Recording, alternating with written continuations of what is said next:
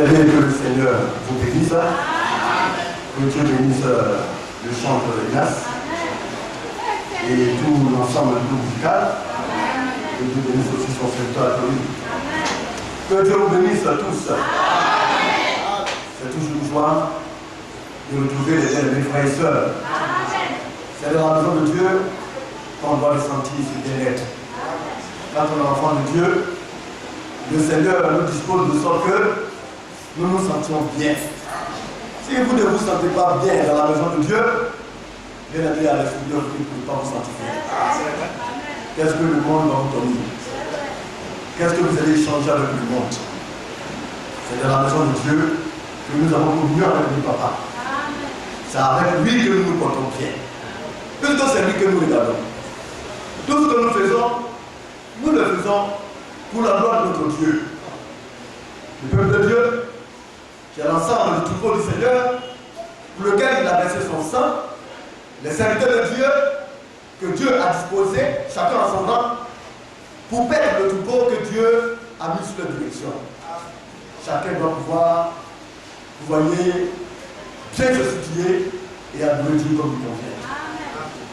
Et nous bénissons aussi le nom du Seigneur pour tout ce qu'il fait. Les choses peuvent paraître difficiles, mais dans les difficultés, Dieu nous instruit. Dieu nous montre encore comment est-ce qu'il faut faire les choses. Il y a plusieurs manières de regarder une chose. Il faut savoir l'apprécier selon l'angle que le Seigneur te donne. Nous voyons la parole de Dieu. Notre Seigneur est notre maître, c'est notre premier docteur, enseignant. Nous apprenons comment est-ce que les choses doivent pouvoir être faites. Alors, quand une scène se passe, toi, comme limité, si tu essaies d'apprécier la scène avec, vous voyez, une seule manière, tu vas fausser les calculs. C'est pourquoi Dieu, comme il sait que les serviteurs de Dieu, de manière individuelle, sont limités, Dieu a créé une complémentarité. Ce que l'un n'a pas, l'autre l'a. Et quand on regarde, nous voyons qu'au niveau de la parole de Dieu, sur les faits, le Seigneur a établi les 4 évangiles. Quand Matthieu parle par rapport à l'angle dans lequel il se tenait. Quand Luc, lui aussi, prend la parole, Luc apprécie en fonction de la manière dont il était disposé à voir la chose.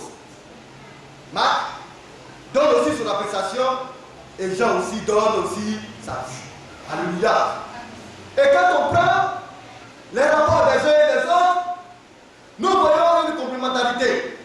Ce que Matthieu n'a pas vu, Jean l'a vu. Ce que Jean n'a pas vu, Luc l'a vu. Ce que Luc n'a pas vu, alléluia, Marc l'a vu. Alors nous avons une vue globale. Nous pouvons maintenant apprécier la chose de la juste manière et donner, alléluia, vous voyez comme on le dit, le diagnostic nécessaire. Ainsi, l'année de la maison de Dieu, une chose peut venir. Quand une situation se passe, au travers de ce genre d'apprécie mieux. S'il y a des choses qui sont négatives, ça peut être douloureux. Mais c'est Dieu, la manière de Dieu de permettre au peuple de vous être de voir ce qui ne va pas, en fait que cela puisse être positif. En Dieu, rien n'est négatif. Tout est positif. La maison de Dieu est une maison de perfectionnement. C'est le lieu où le Seigneur taille ses enfants, où le Seigneur nous dispose à être ce que nous devons être. Dans le ciel, il n'y a pas de haine. Dans le ciel, il n'y a pas d'amertume. Dans le ciel, il n'y aura pas de tristesse. Il n'y aura pas de quoi. Mais nous apprenons. Il faut apprendre les rudiments du ciel. Apprendre à se comporter comme quelqu'un qui va vivre dans le ciel. Mais si tu n'apprends pas cela maintenant, et que tu ne donnes pas les résultats conséquents en fonction du ciel, tu ne partiras pas au ciel. Mais quand tu commences à produire des résultats, le Seigneur dit très bien. Ça a été difficile, mais il commence à assimiler. Cela démontre que tu es un réel partisan du ciel. Parce que tu travailles, tu t'appliques à bien faire, tu luttes pour pouvoir entrer dans l'agrément du Seigneur. C'est ce à quoi Dieu nous a appelés dans sa maison. Dieu ne nous a pas appelés pour des petites matériaux. Mais Dieu nous a appelés à vivre une tranquillité réelle autour de sa parole. Ne pas dire sa parole. Nous devons comprendre cela, bien aimé. C'est pourquoi dans la maison de Dieu, vous voyez, il y a des choses qui sont à bannir. Et nous devons les connaître. C'est pourquoi le Seigneur nous donne sa grâce d'apprendre et à connaître les choses du royaume des cieux. Oui, bien aimé. Et nous devons apprendre à connaître ces choses-là. Nous allons tenir debout et nous allons prier le Seigneur pour la parole de Dieu, afin que le Seigneur davantage nous instruise. Parce que nous ne sommes pas venus pour écouter l'homme. Alléluia. Parce que l'homme ne saurait apporter quoi que ce soit du bon dans votre vie. Bon, bien aimé. Nous allons prier pour demander au Seigneur de nous parler par son Seigneur. Ça soit bien aimé. Que le nom du Seigneur soit béni encore. Beaucoup de frères t'entendent. Dans le temps, c'est les frères qui étaient actifs. Mais on voit que beaucoup de frères ne marchent pas. Il faudrait que les choses changent et que les frères soient davantage actifs. Que tous les frères puissent se battre pour être là, présents à l'église. Et cela est important. Je crois que c'est le frère Manu qui est là. Alléluia. Maintenant, je l'ai vu une seule fois. Mais, alléluia. C'est le frère Abba qui est invité. Ça, c'est le Manu Bada. Alléluia. Les frères ont entendu parler de Manu. Le frère, c'est tout ça, le reste. C'est un niveau de la technique. Mais nous voulons qu'il vienne dans le Seigneur, qu'il accepte la parole de Dieu. Afin que Dieu le bénisse davantage. Alléluia. Le Père, le roi du jour. Ça, c'est le Dieu, voilà.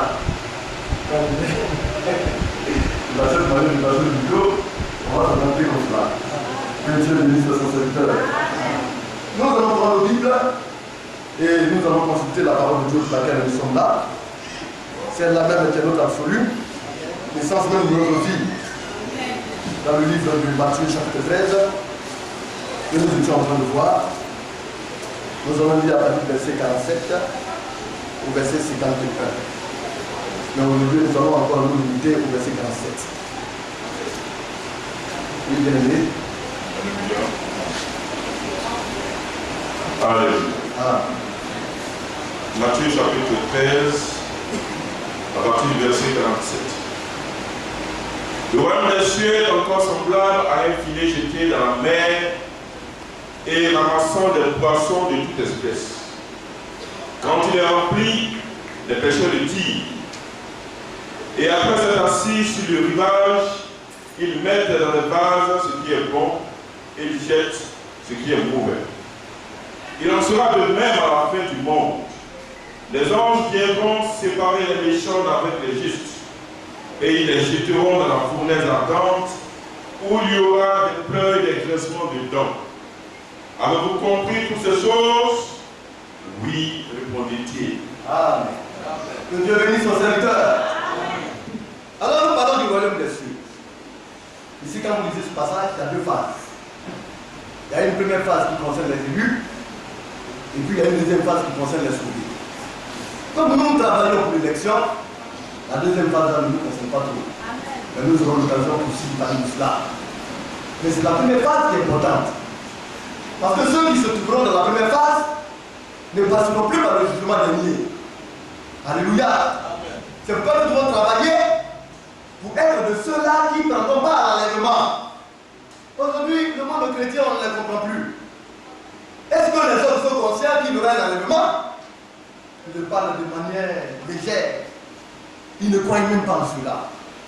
Or, c'est une promesse pour l'église de la fin des temps. Nous croyons en l'enlèvement. Et quand tu crois en l'enlèvement, tu travailles par rapport à cela. Alors, Dieu a tout déterminé. Notre Seigneur a tout mis en place. Il a tout donné, afin que nous puissions nous préparer de la bonne manière pour aller à l'enlèvement. Et c'est ce que nous sommes en train de faire. Alors le Seigneur appelle cela les mystères du royaume des cieux. Oui, il y a le royaume de Dieu, et puis il y a le royaume des cieux. C'est deux choses différentes. Le royaume de Dieu, quand tu y es, tu es un simple sauvé. Mais dans le royaume des cieux, tous ceux qui sont du royaume de Dieu ne seront pas dans le royaume des cieux. Et ça, c'est une réalité. Nous allons aller un peu en arrière. Ministre Satori. Nous allons lire après la parabole de la sémence. Nous avons vu ces choses-là. Les disciples ont posé la question au Seigneur, afin qu'il puisse leur expliquer ces choses-là. Mais les choses de Dieu ne s'expliquent pas à l'extérieur. C'est dans la maison de Dieu que tout se passe. C'est pourquoi vous devez aimer la maison de Dieu. Alléluia. C'est notre maison. Et le ciel sera la continuité de la maison de Dieu sur la terre. C'est que nous apprenons ici. Nous allons vivre cela dans le ciel. Oui, nous allons lire à partir du verset 10. Oui. Le verset 10 au verset 11. Verset 10 au verset 11. De Matthieu 13. Oui. Les disciples s'approchèrent et lui dirent, pourquoi ne parles-tu en parabole? Seigneur, les disciples, après que le Seigneur ait donné la parabole de la sémence, les disciples et les apôtres se sont approchés du Seigneur. Mais Seigneur, pourquoi est-ce que tu ne parles en parabole? Pourquoi est-ce qu'il y a des mystères là-dedans? Pourquoi est-ce que c'est voilé? Parce que les paraboles, c'est cela. C'est un voilement. Alors le Seigneur va répondre, oui frère.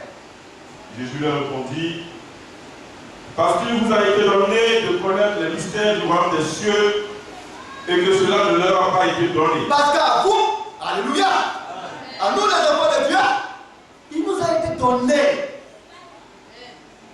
Cela n'est pas donné à n'importe qui. Mais à nous, enfants de Dieu, disciples du Seigneur, il nous a été donné de connaître les mystères. De quoi? Du royaume des cieux. Ce qui est à l'intérieur du royaume des cieux, comment faire pour y aller? Qu'est-ce qui s'y trouve? Comment faire pour y demeurer? Toutes ces choses-là, le Seigneur nous a donné de comprendre ces choses. Alléluia. Mais cela ne s'arrête pas là.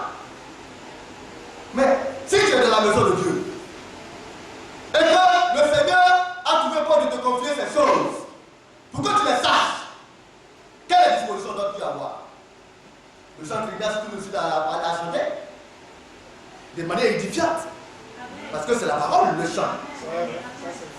Disposons-nous à écouter la parole. Alors, quand on regarde cette parabole, à la fin, le Seigneur a fait savoir que celui-là qui a reçu la sémence, dans de la bonne terre, parce que ton cœur peut être dur, ton cœur peut être empoisonné. Vous voyez, il y a des terres où on a mis des poisons là-dedans. Alléluia. On a pris des produits toxiques. On a empoisonné ces terres. De sorte que tout ce qui puisse y sortir, le pourrait y sortir, soit empoisonné. Le Seigneur veut un cœur fertile, un bon cœur.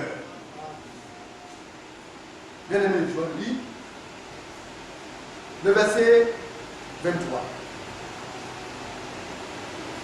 Toujours chapitre 13 de Matthieu. Oui.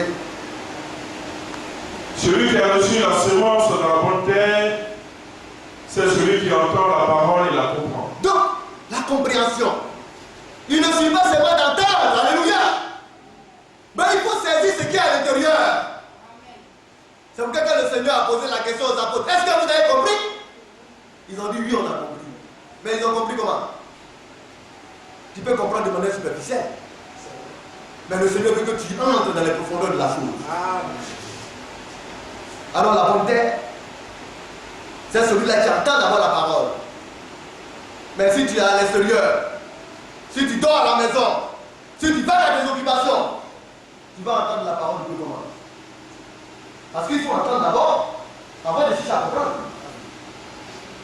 Alors il faut entendre et comprendre. Et Luc va vous donner le fait d'entendre et de comprendre, ça veut dire quoi? Quelle est la disposition nécessaire liée à cela? On va voir la Luc 8.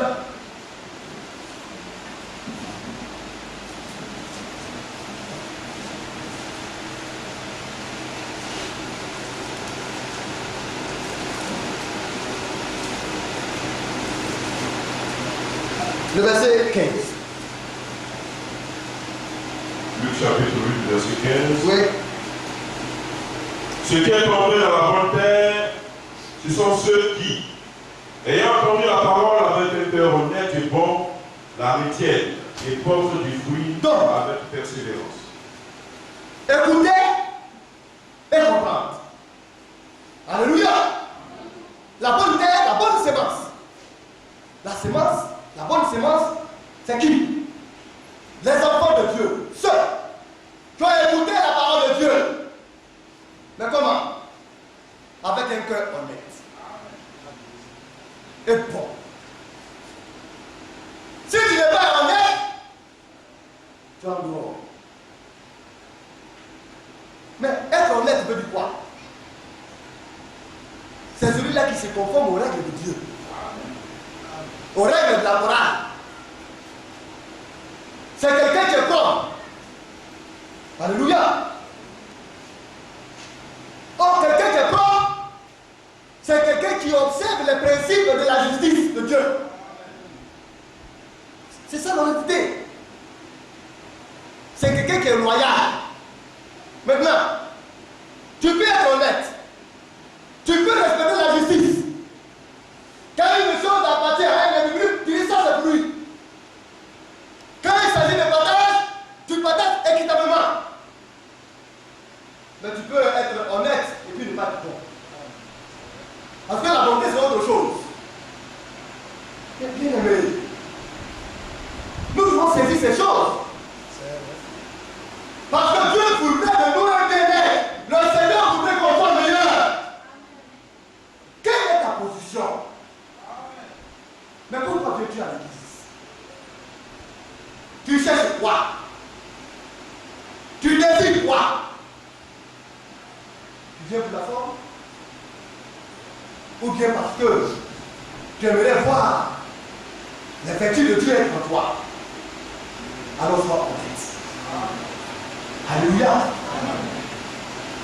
La bonté, être bon, c'est quelqu'un qui aime à faire le bien. Donc comme on le dit, un homme est honnête, loyal, juste. Mais il peut ne pas aimer à faire le bien. Il a dit que si c'est la justice, il est juste, il est équitable, mais il peut être avare. Pour aider son frère, il ne peut pas aider. Pour soutenir, il ne peut pas. Auprès de lui, on peut ne pas se sentir bien. Alors, la bonté, c'est quelqu'un qui aime à faire le bien. C'est quelqu'un qui est généreux. Il est charitable, comme on le dit. Il donne du plaisir.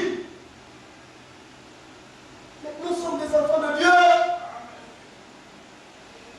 Quand tu es frustré et que tu es blessé parce que l'autre t'a blessé, c'est fini. Personne ne peut plus être à l'aise auprès de toi. Mais pourquoi? Cela démontre qu'il n'y a pas encore toi de bonté. Ça ne va pas. Si ton frère t'a frustré, on n'a pas dit d'aller rapidement. Parce qu'il y a une blessure qui est là. D'abord, la bonne disposition, c'est de te mettre à l'écart et de prier pour ton frère. Amen. C'est le Seigneur qui guérit les plaies. Quand tu as pu prier et que tu es disposé maintenant, le Seigneur te dit, va maintenant avec ton frère. Recouvre le feu de conquérir sans amitié fraternelle. Le Seigneur fait chaque chose à son temps. Mais quand tu vas poser des actes, on ne te comprendra pas. Dans la maison de Dieu, il n'y a pas de place à l'orgueil. Dieu a besoin des êtres humbles. Alors, bien aimé, nous devons être d'abord honnêtes et bons. Si tu es bon, tu peux être bon et puis ne pas être honnête. Quand tu as du don, tout le monde est à l'aise auprès de toi. Vous voyez, tu es charitable. Mais tu ne marches pas dans la justice, tu n'es pas équitable. Dieu dit que ça ne suffit pas. Ta place, c'est parmi les sauvés. Le royaume des cieux, c'est par la violence qu'on y entre. Un élu, ce n'est pas n'importe qui. C'est un violent. Alléluia. Alors, si tu es bon, oui, le frère vraiment il est gentil, le frère il est bon, mais il peut ne pas être honnête. Mais le frère, ça c'est un frère qui est très équitable, il est honnête, il est juste, mais il peut ne pas être bon. Or Dieu dit qu'il faut allier les deux pour produire beaucoup de fruits. Et c'est de cela qu'il s'agit. Nous devons produire du fruit. Depuis que nous venons de la maison de Dieu, est-ce qu'on a besoin de dire à un frère ou bien à une soeur, chaque matin, quand tu te lèves de ta prière, il faut dire au Seigneur, Seigneur, donne-moi un corps honnête et bon. Est-ce qu'on a besoin de te dire cela pour que tu le fasses? C'est ton but de déjeuner ça. Quand tu te lèves, après avoir médité ou bien en priant, mon cœur là, Seigneur, parce que je ne veux pas rater le ciel, qu'il soit honnête et qu'il soit bon. Et quand ces choses-là commencent à se disposer en toi, alors tu es en bonne phase pour le royaume des cieux. Nous allons revenir dans le livre de Jean. Alors, comme nous le voyons, le Seigneur, c'est lui qui choisit ses disciples. Nous allons parler de pêche. Le filet du Seigneur, c'est le filet humanitaire. C'est un filet humain qui fait du bien aux hommes. Parce que quand il te prend, c'est dans le but de te préparer pour te mettre dans un endroit bien. C'est un filet humanitaire. Alléluia. Et le Seigneur, après que le pied ait péché, et que le Seigneur leur a démontré que c'est lui qui a le pouvoir de donner des poissons aux hommes, le Seigneur a fait savoir à Pierre que désormais ils seront des pêcheurs d'hommes. Et non des pêcheurs des poissons simples.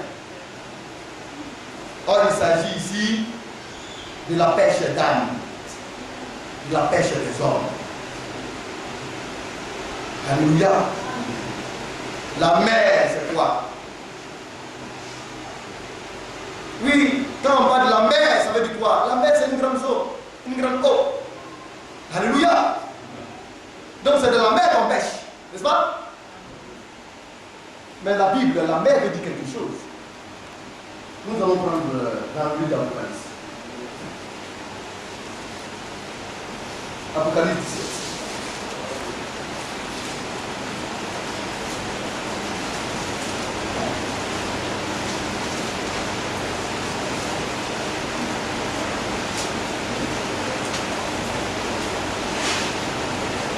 Venez, ça va nous lire. Verset 1. Et descend jusqu'au verset 15. Apocalypse chapitre 17 à partir du premier verset. Puis un des 7 anges qui tenait les 7 coupes vins, et il m'adressa la parole en disant: Viens, je te montrerai le jugement de la grande prostituée qui est assise sur les grandes eaux. Donc une grande prostituée, et cette grande prostituée, elle est assise sur des grandes eaux. C'est aussi des mers. Parce que les grandes eaux sont les mers. Alléluia. Et le prophète, lui, quand il regarde ça, il le ressent. La paix, l'une des paix de ses fesses là, c'est comment? Mais c'est spirituel. Amen. Le Chanel, lui, il regarde dans les yeux. Il cherche à voir comment elle est bâtie et comment est-ce qu'elle est gigantesque. Mais le spirituel lui dit, Dieu lui dit quelque chose là. C'est spirituel comment? Spirituellement.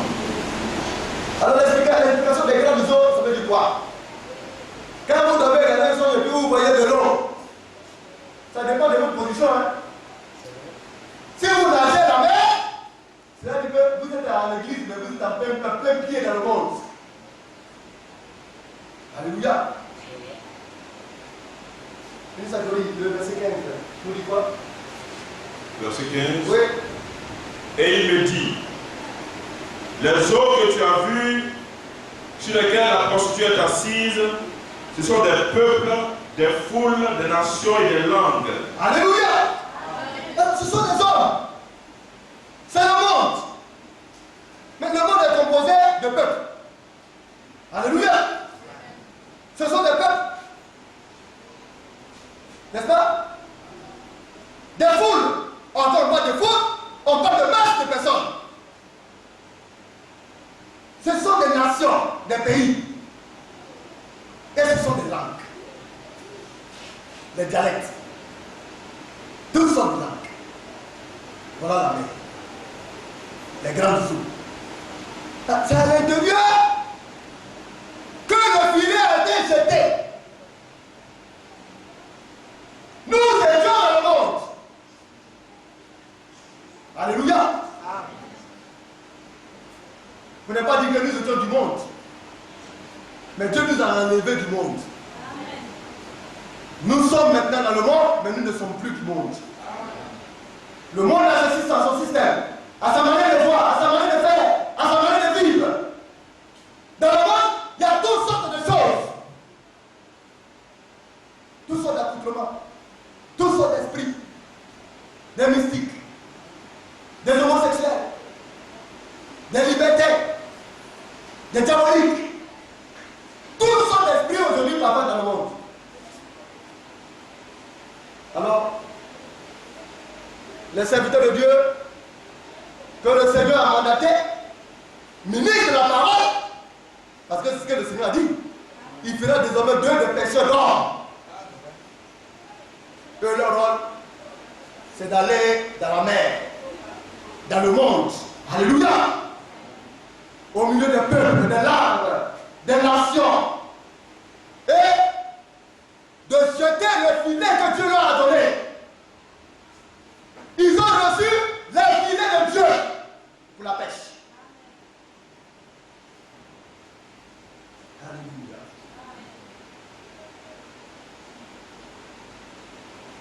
Alors quand ils pêchent, qu'est-ce qui se passe? Du fruit de la pêche, le filet là, ça ramasse tout, hein? Demandez au frère Adam. Quand vous lancez le filet, il y a les crabes dedans. Il y a les bons poissons. Même parmi les poissons, il y a poisson, puis il y a poisson, il y a poisson courant. Si tu ne veux pas lancer d'attraper, il va te secouer. Quand il y a dans le plan de secours, vous savez ce qu'il y a dedans, si c'est à bien secoué, ça va garder tout en toi. Comprenez-moi? Ça veut dire que tout ce qui est dans le monde, là, c'est pas bon, hein? C'est pas tout ce qui est dans le monde qui est bon. Il y a des choses qui sont bien dedans, et c'est ce que Dieu veut retirer. Mais il y a des choses qui sont très mauvaises. Il y a des serpents dedans. Donc le filet ramasse tout cela. Et quand le filet a fini de ramasser, où il ramène ça? À l'église. Alléluia. Nous serons l'occasion de passer du pain détaillé. Je vous donne les grands aperçus. C'est à l'église que se passe le tri. Les hommes pensent que venir à l'église, c'est comme si tout est déjà acquis. Ça veut rien dire. C'est le grenier. Alléluia. Les frères face à face. C'est le grenier qui est important. Les bases là. Parce qu'on ne met que ce qui est bon dedans. Mais au rivage là, au bord de la mer, vous voyez, ce n'est plus que la mer. Parce que l'église est en dehors de la mer. L'église est une entité mise à part. Alors on prend tout ce qui est ramassé, tout ce qu'on a ramené, et puis on ramène ça au rivage. Et puis qui dit? C'est le même serviteur de Dieu. C'est eux qui sont là. C'est eux qui disent. Mais ils disent comment? Selon les règles et les conditions du Seigneur. Selon les règles de la parole de Dieu. Parce que c'est la parole qui qualifie ce qui est bon et ce qui est mauvais. Et la manière de qualifier, c'est de donner la bonne parole de Dieu aux enfants de Dieu que vous êtes. Et c'est là que se passe le tout. Nous allons aller dans les Jean, chapitre 21.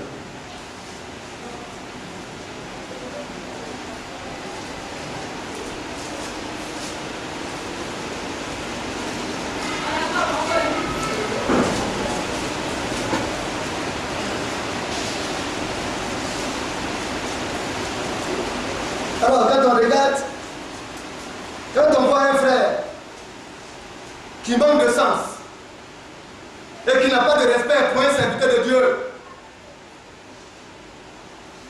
qui puisse y dire, c'est malheureux. C'est-à-dire que ce frère-là joue avec son âme.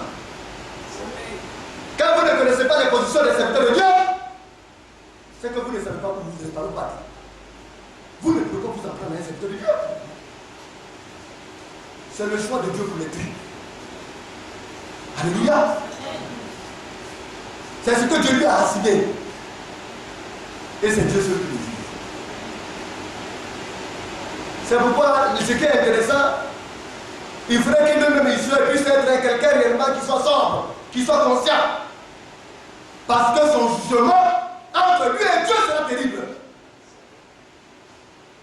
C'est Dieu seul qui a le droit de le suivre. C'est pourquoi quand tu ne prends pas des secteurs de Dieu conscients, c'est du n'importe quoi. Mais quand il est conscient, il travaille pour lui-même et il fait bien le travail que Dieu lui a donné de faire. Oui, on va lire le chapitre 21. Nous avons lu la dernière fois du verset 1 au verset 5. Alléluia. N'est-ce pas? Mais tu peux prendre le verset 1 rapidement.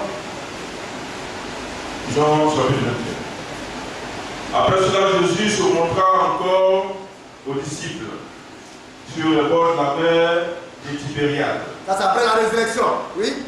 Et voici de quelle manière il se montra. Simon Pierre, Thomas appelé Didyme, Nathanaël de Cana en Galilée, les fils de Zébédée, et deux autres disciples de Jésus étaient ensemble. Donc, dans le bureau, il y a un serviteur de Dieu qui m'a approché et qui m'a fait savoir comme ça que dans les recherches, il semblerait que Nathanaël soit mature.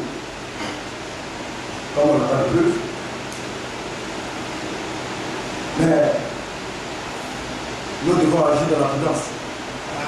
On ne peut pas tout savoir. Je ne peux pas aussi dire que forcément c'est lui. Alléluia. Mais s'il semble que c'est lui, gloire à Dieu.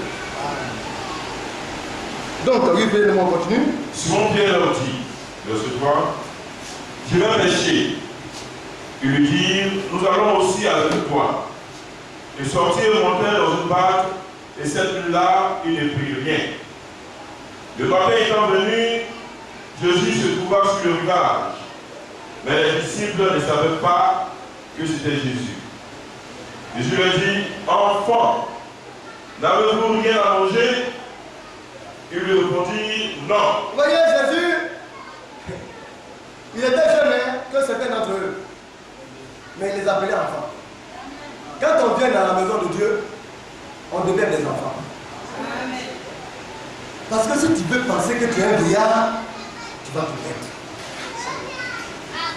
Dans la maison de Dieu, il n'y a pas grand-père, il n'y a pas papa, il n'y a pas maman. Tout le monde au même enseigne. Au même pied d'égalité. Vous recevez la parole de Dieu pour l'âme. Vous devez réellement observer les disciplines de Dieu comme il se doit. Marcher comme il se doit. Ce n'est pas pour les jeunes. Une autre partie de la parole n'est pas pour les moyen âge, ou bien une partie de la parole pour les vieillards. La parole de Dieu est pour tout le monde. C'est pourquoi nous sommes appelés enfants de Dieu. Quand Jésus dit enfant, il s'agit bel et bien des enfants de Dieu. Alléluia. Et il lui a dit, enfant, n'avez-vous rien à manger? Et il lui répondit, non. Puis frère, continuons. Verset 6. Il leur dit, jetez le filet du côté droit de la barque, et vous trouverez. Il le jetait donc, et il ne pouvait plus le retirer à cause de la grande quantité de poissons. Donc la leçon qu'on a tirée là-dedans, quand Jésus parle, il ne faut pas raisonner. Pour ton bien, il faut exécuter. Au premier abord, Pierre a un peu raisonné parce qu'il était parti à la pêche et puis il était fatigué. Il est rentré bredouille et puis Jésus est venu encore, il a pris le temps. Alléluia. Et après, il a pris le temps, il lui a dit maintenant, j'étais dans ce côté-là. mais nous sommes épuisés, nous sommes partis, on a pêché, on n'a rien pris. Mais selon ta parole, nous allons vivre. C'est réceptif. Et on a vu le résultat. Tellement qu'ils ont pris des poissons que les 2 bacs ont été remplis et les 2 bacs ont commencé à couler. Et comme c'était déjà quelque chose d'attendu, cette fois-ci encore, voilà quelqu'un qui ne connaissait pas, parce qu'il n'avait pas remarqué l'histoire du Seigneur, lui dit, l'ont dit, j'étais encore pour le filet de ce côté-ci, sans raisonner, ils ont vu. Et quand je lui parle, le résultat est réel, papa. Nous devons laisser Jésus nous parler. Et nous devons accomplir ce que Jésus dit. Une frère. Verset 7. Alors le disciple que Jésus aimait dit à Pierre, c'est le Seigneur. Et Simon Pierre, dès qu'il eut entendu que c'était le Seigneur, mit son vêtement et sa ceinture, car il était nu, et se jeta dans la mer. Donc là, la leçon que nous tirons, il n'est pas bon d'exposer sa nudité. Dans le livre de Corinthiens, le chapitre 7, le corps de l'homme, là, ça ne lui appartient pas. Nous allons lire cela. Alléluia. 1 Corinthiens, chapitre 7.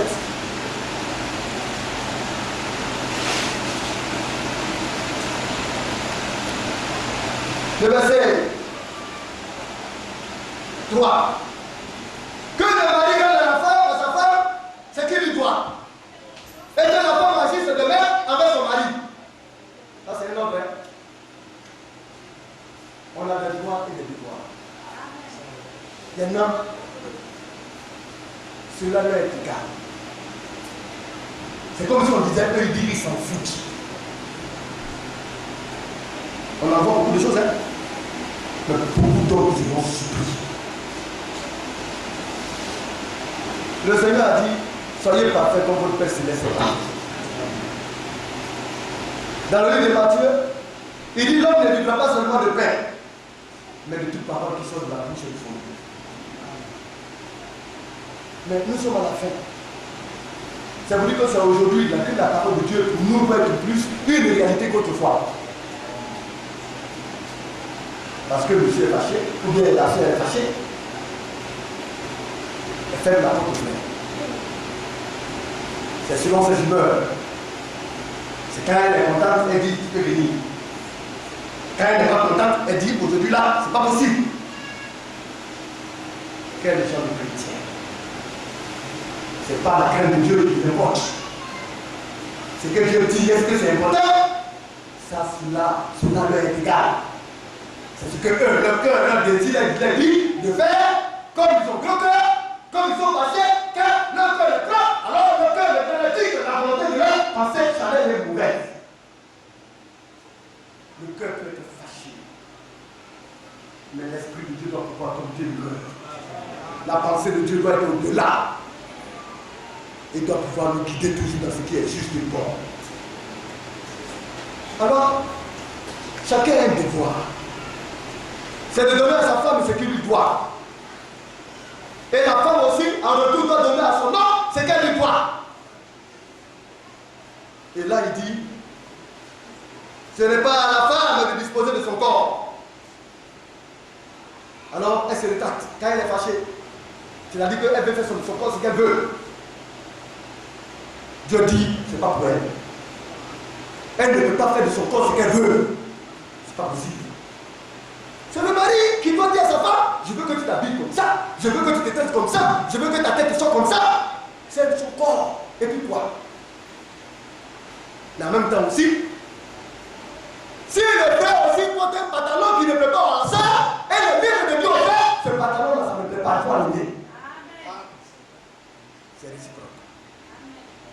À ce niveau, il y a égalité. Alors le frère dit quand il est à la maison, il aime les voisins.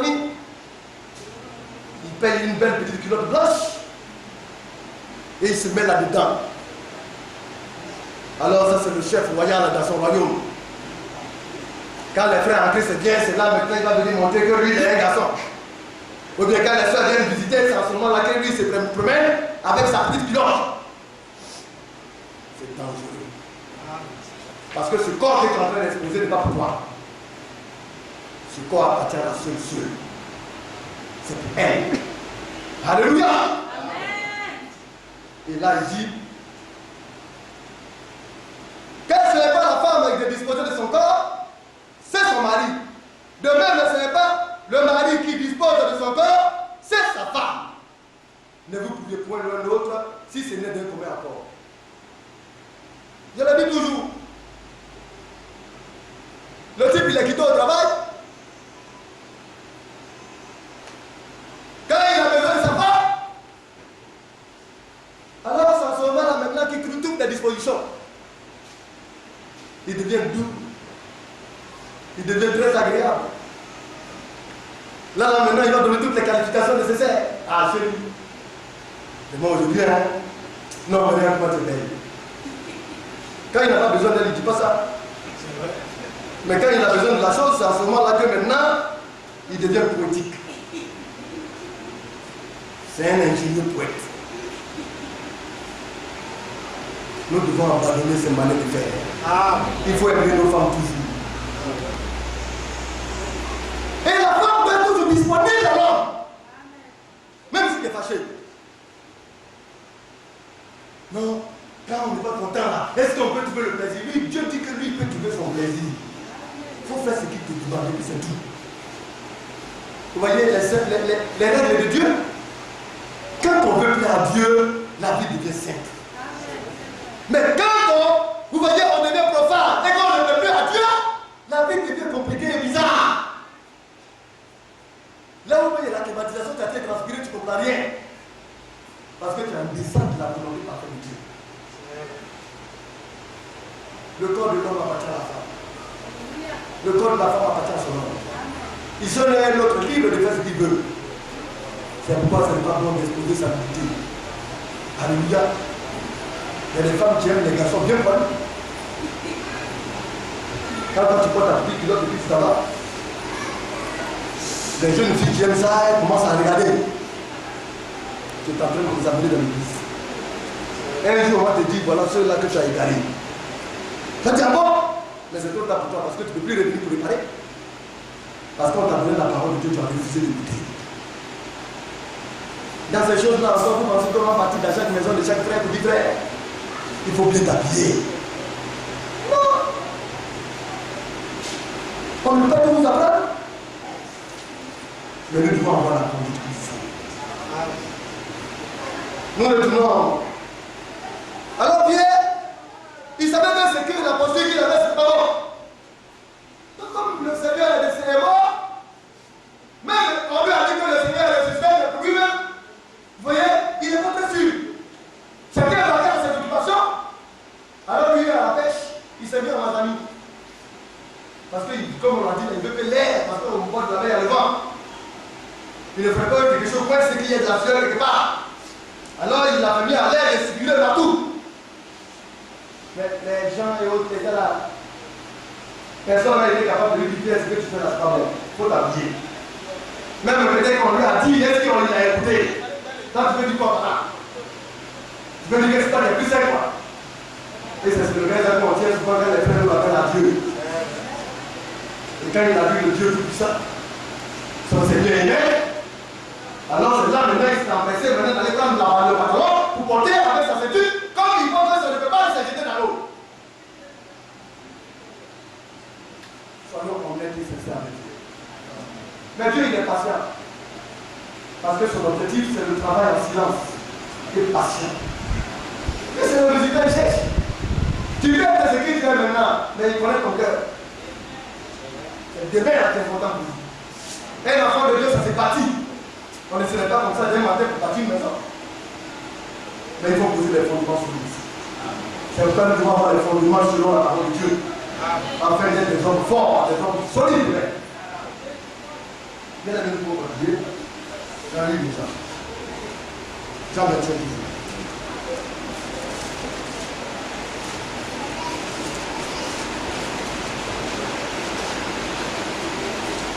Verset 6. Verset 6. Il leur dit, jetez le filet du côté droit de la barque et vous trouverez. Ils le jetaient donc et ils ne pouvaient plus le retirer à cause de la grande quantité de poissons.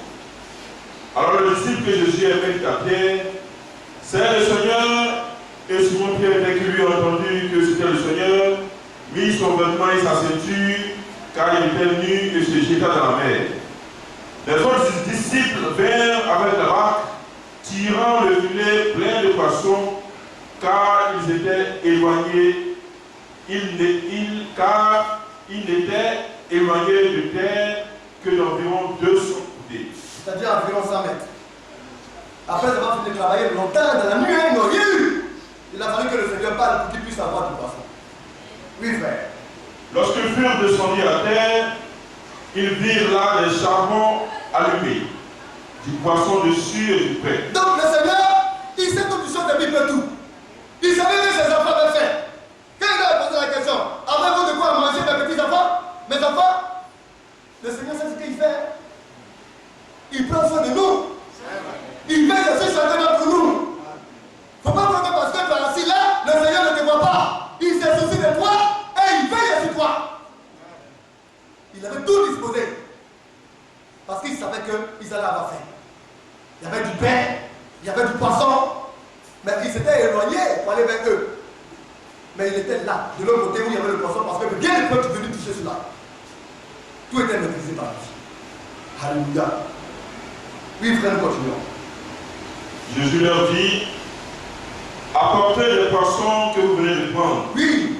Et ça, nous avons cette habitude de faire. Il y a le poisson d'hier, ou bien il y a le poisson de 5 heures de temps, et puis il y a le poisson frais qui sort de l'eau. Le Seigneur nous montre que le poisson frais là, c'est plus doux. Amen. Alléluia. Amen. Donc quand même qu'il avait mis le poisson sur le feu, il dit, faites devenir le poisson qui est sorti de l'eau immédiatement là. Parce que ça, c'est doux à manger ça. Alléluia. Oui, frère. Simon Pierre monta dans la barque et tira à terre le filet plein de 153 gros poissons. Alors dans le filet, il y avait 153 gros poissons. Sans compter le reste. Oui, frère. Et quoi qu'il en ait tant, le filet ne se rompit point. Parce que le Seigneur a tout consolidé. Alléluia. Consolidé. Oui, frère. Jésus leur dit, venez manger. Et aucun des disciples n'osa lui demander, qui es-tu? Sachant que c'était le Seigneur. Alors quand on parle du Seigneur, c'est Dieu lui-même qui est là. Nul ne peut dire que Jésus est le Seigneur si ce n'est pas le Saint-Esprit. Or le Seigneur c'est le maître du ciel et de la terre. Alors il dit, il savait que c'était là, ils ont reconnu le Seigneur là. Oui, frère. Jésus s'approcha, prit le pain et le leur en donna. Il fit le même du poisson. C'était déjà la troisième fois que Jésus se montrait à ses disciples depuis qu'il était ressuscité des morts. Oui. Après qu'il eut mangé, Jésus dit à Simon Pierre, Simon, fils de Jonas, m'aimes-tu plus que de même ceci? Il lui répondit, oui Seigneur, tu sais que je t'aime. Jésus lui dit, paie mes agneaux. Alléluia. Alors, après qu'ils aient fini de manger, Jésus maintenant a pris Pierre de côté. Oui, ils étaient plusieurs. Mais c'était son choix. Alléluia. Pierre avait des débris encore de sa vie. C'était un serviteur de Dieu encore. Vous voyez qu'il n'a pas été encore correctement bâti. Il avait des faiblesses. Il avait de petits débordements. Il a régné le Seigneur 3 fois. Il aime ses menus. Il avait des trucs qu'il n'était pas bien de sa vie.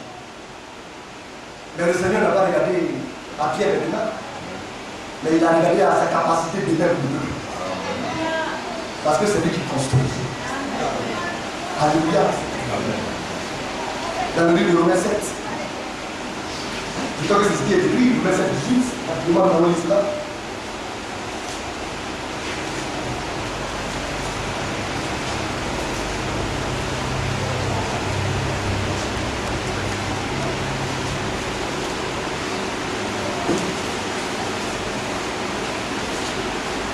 Dis rapidement avec verset 15. Verset 15. Oui. Et vous n'avez point reçu. Romains 7. Romains 7. Verset 15.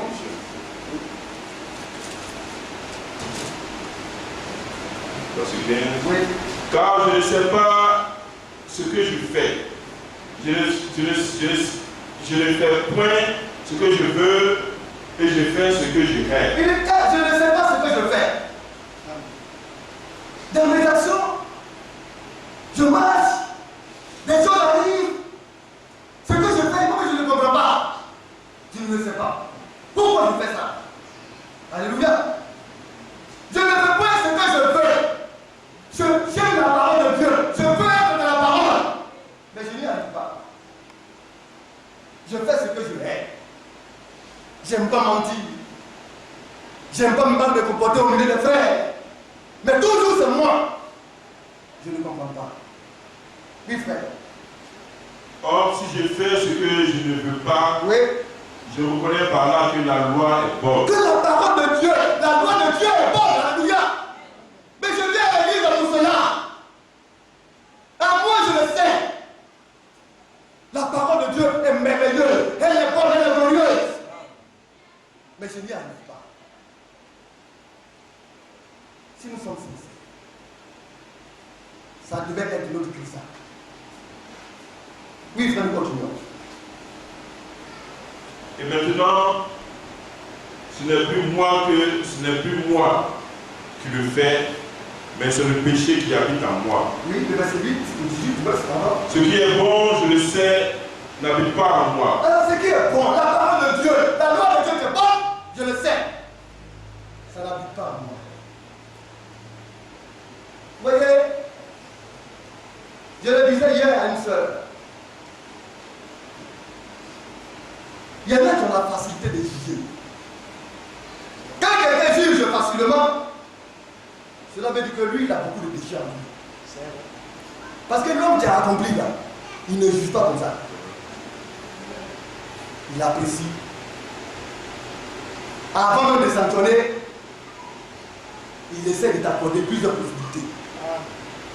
Mais celui-là qui est rempli de déchets, quand vous allez l'écouter, c'est lui qui va montrer rapidement l'état des uns et des autres.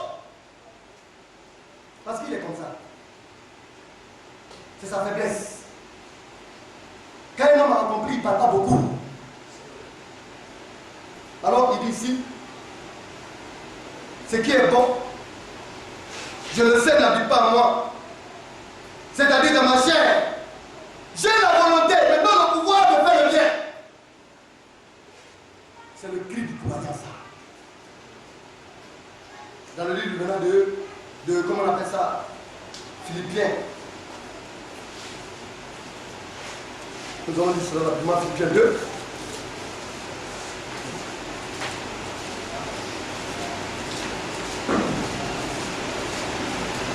Le verset 13, et puis nous allons revenir au verset 12. Écoutons bien, oui. Philippiens 2,13. Car c'est Dieu qui produit en vous le vouloir et le faire. C'est Dieu. J'ai la volonté de faire ce qui est bien. Je veux, mais je n'ai pas le pouvoir. C'est Dieu qui crée en nous. C'est lui qui produit cela. Quand déjà tu veux faire, c'est que c'était la volonté de Dieu. Et c'était le cas de Pierre. Il était sincère, dévoué, il veut y arriver. Alors le Seigneur l'a pris de côté. Il a dit, Simon, est-ce que tu m'aimes? Mais aimer, c'est écouter. Alléluia. Et pratiquer ce qui est dit. Tu peux écouter et ne pas pratiquer. Alors l'amour n'est pas total. Quand tu écoutes, mais que tu veux pratiquer, tu es déjà dans la foi de l'amour de Dieu. Alors, il a la volonté, il désire. Mais seulement il ne peut pas y arriver lui-même. Le désir que Dieu a créé, Dieu sait qu'il a commencé à travailler en Pierre. Il a mis en lui la volonté. Mais le temps va venir où il va créer la capacité. Nous devons prendre conscience. Alors quand il descend au verset 12, il dit ainsi, mes bien-aimés, comme vous avez toujours obéi. Alléluia. Or, quand la terre se casse là, nous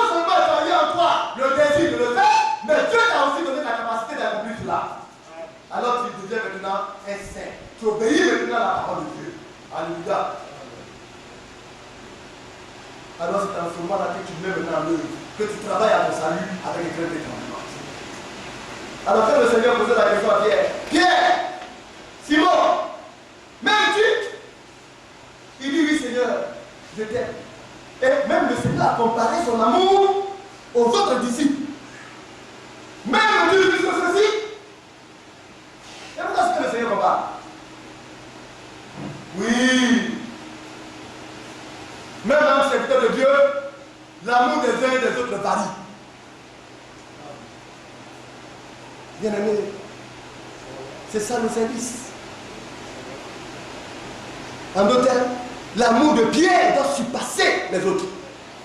Parce que Dieu va lui demander beaucoup. Quand on te demande beaucoup, c'est bon, oh frère, mais pourquoi est-ce que le frère fait ceci? Pourquoi est-ce que le frère est comme ça? C'est quand on te demande beaucoup. Si on te demande ainsi beaucoup, c'est que Dieu, lui qui t'a disposé à cela, va faire de sorte que réellement ce qu'on demande, tu puisses donner.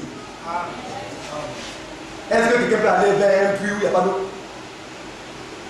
Si on dit dans l'eau, puits, il n'y a pas de l'eau là. Si le puits n'a pas d'espoir, ne donne pas de l'espérance, vous ne verrez jamais quelqu'un s'approcher de ce puits. Mais quand on s'approche de toi, c'est parce qu'on espère que réellement en toi on peut tirer beaucoup de choses. Et c'est ça aussi le service. Quand on veut te mettre dans une position dans l'église, on veut te donner une fonction, de ta fonction dépendra de ta rémunération dans le ciel. Amen. Si tu es sage, tu vas jubiler, tu vas crier de joie et demander à Dieu la capacité parce que toi, tes bénédictions vont s'accroître. Mais quand on te donne un service, mais dans le service, il y a des aléas, il y a des difficultés.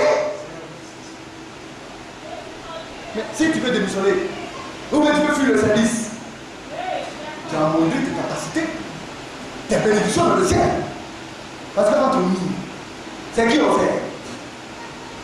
Vous avez un certain lieu ici. On est venu pour servir le grand roi de roi. C'est la maison de notre Dieu. C'est le service de sa maison. Alors quand on te promet, c'est parce que ceux-là qui t'ont promu ont confiance en toi. Mais c'est parce que Dieu les a poussés à te promettre. Dans la maison de Dieu, Dieu utilise l'homme pour faire l'homme. Parce que c'est le Seigneur lui-même qui fait l'homme. C'est pourquoi il a établi le ministère. Même les ministères qu'il a établis, il utilise des hommes pour faire les ministères. Un ministère ne descend pas du ciel comme ça pour tomber. Il apprend de celui-là duquel il est issu. Pour devenir un homme accompli et meilleur. Tout cela pour la gloire du Seigneur. C'est la suite de l'école du Seigneur. Et c'est comme ça que la maison de Dieu est partie. Bien aimé, nous retournons dans le livre de Micha.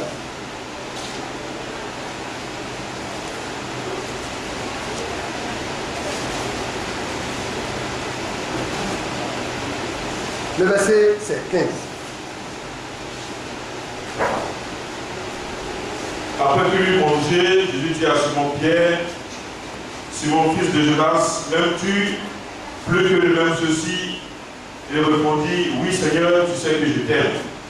Jésus lui dit, paie les agneaux. Alors, le Seigneur dit, paie mes agneaux. Bien aimé, le premier ordre que le Seigneur lui a donné, c'est enlever d'abord les agneaux.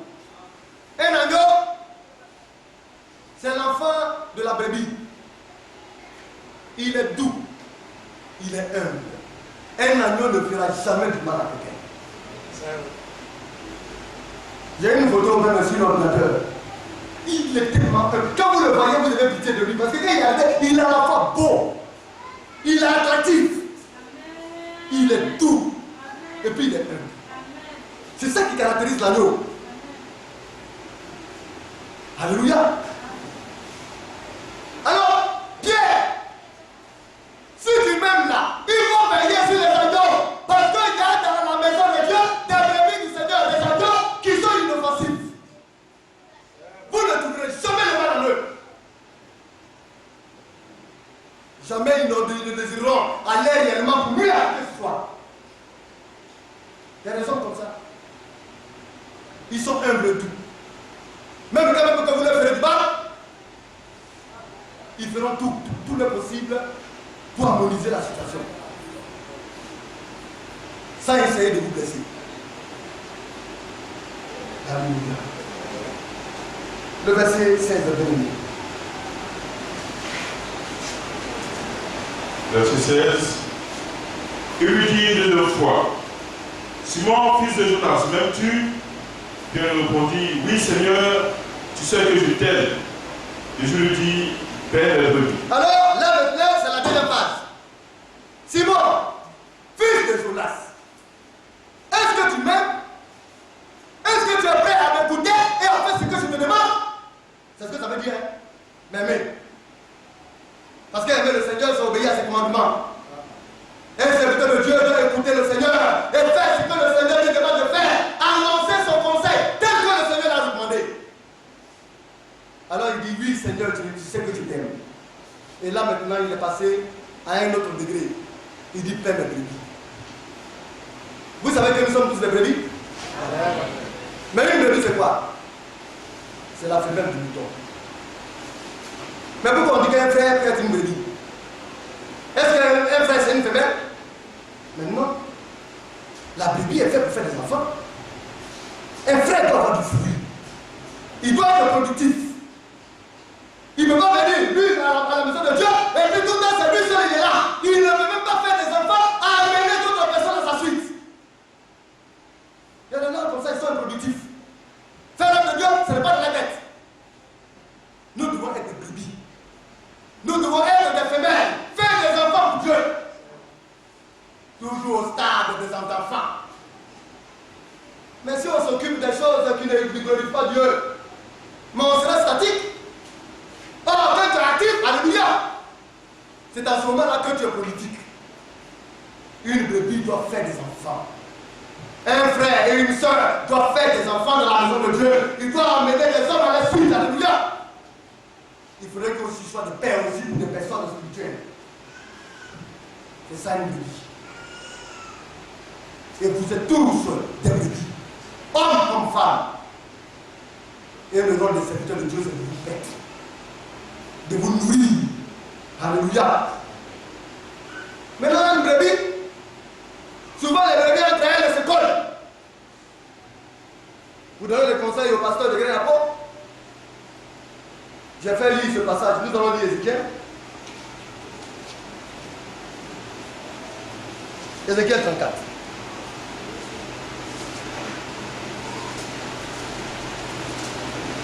À partir du verset 15. Ézéchiel 34 à partir du verset 15. Oui.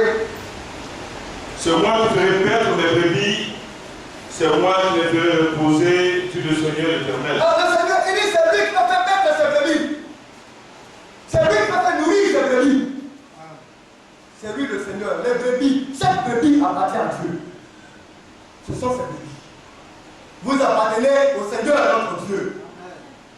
Vous n'appartenez pas à un homme. Un homme ne peut pas s'accaparer de vous. C'est pas possible. Parce qu'il peut bien vous donner. C'est celui-là qui donne la vie. C'est celui-là à qui appartient les brebis. Oui, frère. Je chercherai celle qui était perdue, je ramènerai celle qui était égarée, je penserai celle qui est blessée, et je fortifierai celle qui est malade. Donc, c'est rechercher. Alléluia. Rechercher celles qui sont perdues, ramener celles qui s'égarent. Vous voyez, penser le père de celles qui sont blessées, formuler celles qui sont malades. Voilà la notion de paix. Ça, c'est le rôle du serviteur. Parce qu'un serviteur de Dieu, ça ne s'assoit pas seulement à la maison. Il faut sortir pour aller rechercher les brebis égarés. C'est ça le service. Celles qui sont perdues, à essayer d'aller les ramener. Si tu es parti ramener, et puis la brebis n'a pas écouté, le Seigneur sait que tu as fait ton travail. Amen. Les mêmes qui sont sortis, demandaient à la soeur Antoinette. J'espère que je n'ai pas travaillé avec. Mais j'ai défilé chez eux. Je défilais chez les frères. Mais quand tu là-bas, ceux qui ne sont pas spirituels pensent que tu cherches l'argent ou bien tu cherches les fidèles pour ta propre gloire. Or, s'ils m'ont bien connu, ils savent que ce n'est pas l'argent qu'ils cherchent. Ce n'est pas cela qui m'intéresse. C'est la vie qui m'intéresse. Et quand un frère est blessé, il faut guérir sa blessure. Quand il y a des difficultés, les frères et les sœurs le savent, je le reçois. Si tu as un problème, ton cœur est blessé ou bien ton cœur est armé, si tu rentres dans le bureau là, tant que tu ne sors pas avec eux, ça, faut un peu dire, avec ta joie, je ne te laisse pas sortir. Amen, amen. Je fais mon livre comme je peux dans la vie. Et Dieu merci, ça a toujours donné des résultats. Amen. Parce que chacun doit se sentir bien dans sa maison. Amen. Bien. Et celui-là qui est malade, il faut le conforter. Alléluia. La maladie peut être spirituelle comme physique. Il faut aider. Parce que souvent tu attends des choses, si tu veux suivre ça, tu ne vas jamais aider quelqu'un. Mais quand il sait le pourquoi Dieu t'a établi, tu ne tiens pas compte de ça, mais tu tiens compte de la vie de la vie. Oui, bien aimé. Mais j'ai détourné celles qui sont grasses et vigoureuses. Oui. Je veux les paître avec justice. Ah, le Seigneur dit pas détruire celles qui sont grasses. C'est la chair. La grâce là, quand tu as lu, quand tu es trop rassasié, quand l'homme est trop, c'est pourquoi de temps en temps on fait des jeûnes. Je crois que cette fois-ci là, on a 3 repas du Seigneur. Parce qu'on va beaucoup jeûner. Parce qu'il y a plus de comportement charnel qui se dessine. Parce que quand on est rassasié, puis on commence par l'autel, on commence à dire n'importe quoi. Et on fait n'importe quoi. Donc il faut tuer un peu la chair. Sinon c'est dangereux. Parce que cette habitude là va t'apporter dans le monde, et puis tu vas mourir. Quand le Seigneur dit de brûler, c'est ça. La chair qui dit par la brûler, c'était à sortir de la voie de Dieu. Et c'est pas bon. Alléluia. Et il y en a, ils sont connus. Ils sont rigoureux. Voilà. Un frère en Christ, quand il y a un petit problème, lui déjà fait des lutter. Après, il regarde dessus les muscles, il ne regarde pas la spiritualité. Il te parle mal.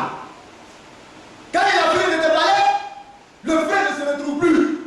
Tout est mélangé dans sa tête. Mais Dieu t'a amené à être frère pour détruire ton frère? Pour lui faire du mal? Non. Même si tu n'es pas d'accord avec lui. Montre-lui la voie de Dieu. Ramène-le avec la manière et qu'il ne me parle de la joie. C'est ça l'œuvre des enfants de Dieu. Nous devons corriger nos manières de faire. Le matin, il y a une jeune soeur qui est venue me voir. Parce que ça ne va pas trop entre elle et sa maman ou bien quoi. Dieu vous donne des enfants pour l'aider. Quand vous désirez les enfants et que les enfants deviennent maintenant matures, ils ne vous appartiennent plus. À partir du moment où l'enfant a pris son engagement, il devient un frère et une soeur à Christ. Le ministre a dit, il a prêché la dernière fois. Le ministre de Ouattara, j'ai suivi un peu dans, comment on appelle ça, la présentation du bébé. Il a eu à dire, et les frères ne prennent pas garde. Le rôle des frères, c'est d'élever leurs enfants afin qu'ils soient de bons frères et mères pour la maison de Dieu. Mais un frère qui a pris son baptême, il devient ton frère en Christ. C'est parce que c'est ton enfant, quand tu es élevé, quand il frappait, tu le frappes, il va te convoquer chez les anciens. Et on va te l'amener au bas. On doit pouvoir nous comporter comme sur toi. La maison de Dieu n'est pas une maison de désordre. Nous devons savoir faire les choses de la bonne manière, avec la bonne disposition. Et le Seigneur nous bénira pour cela. Oui, bien aimé.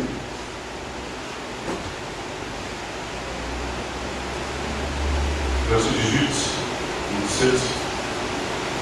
Et vous, mes brebis, ainsi parle le Seigneur l'Éternel. Oui.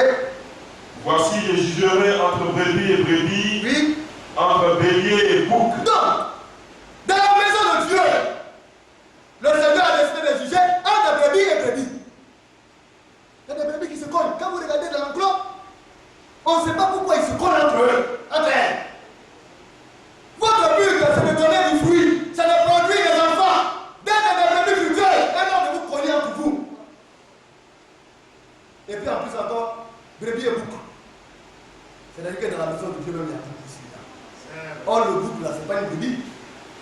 Il est d'une autre nature. Il est d'une autre semence. Pas de la semence de Dieu. Le bouc, en Orient, il se croit tellement intelligent. Il aime les risques.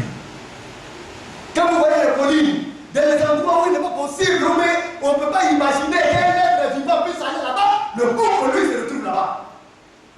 Mais si tu peux t'amuser pour le suivre, tu as cassé ton cou, hein. Alors on le met devant les brebis, et puis il marche avec son ami.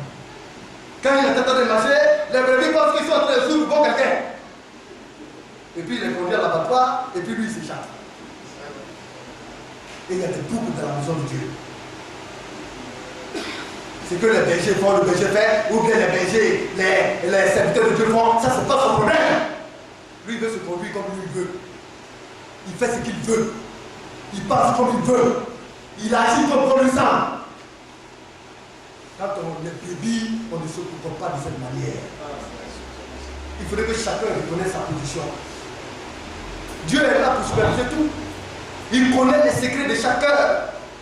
Il identifie chaque être vivant. Il sonde les reins et les cœurs. Il connaît la position de chacun. Et il va déterminer les choses en fonction de ta disposition. Serviteur de Dieu, à quelque niveau que vous soyez, faites ce que vous devez faire. Le royaume des cieux est semblable à un filet. Frère, que Dieu nous aide. Amen. Et quand vous allez voir le jugement de Dieu commence dans la maison de Dieu, c'est ici que le Christ se passe. Est-ce que tu es disposé pour un bon prix? Si tu es disposé, une bonne œuvre va te suivre. Un vêtement blanc te sera donné. Et ta place finira par être trouvée dans le vase. Le ciel. Mais si tu n'es pas disposé, qu'est-ce qui va se passer? On va te rejeter dans le monde. C'est cela, après les pluies. C'est pourquoi il y en a, ils viennent à l'église jusqu'à... Il ne veut pas écouter. C'est pourquoi il a dit que le méchant ne peut pas demeurer dans la maison de Dieu. On parle, il ne coupe pas, lui, il fait comme il veut, on parle, on l'interpelle. Mais quand on interpelle, mais c'est pour qui on interpelle? Mais c'est parce qu'on t'aime qu'on t'interpelle. Mais si l'église ici pour donner des coups et coups, mais on allait avoir des querelles interminables. Mais on peut ne pas être content de toi. Mais demain, la situation se normalise. On te fait comprendre que tu es important, qu'on a besoin de toi. Mais il faut que tu le saisisses. Il faudrait que tu comprennes que Dieu a mis des choses potentielles en toi. Il est temps maintenant de valoriser cela et de le mettre au service de Dieu. Amen. Devenons de bons croyants, de bons chrétiens pour la gloire du Seigneur. Et Dieu nous bénisse. Que le Seigneur nous bénisse.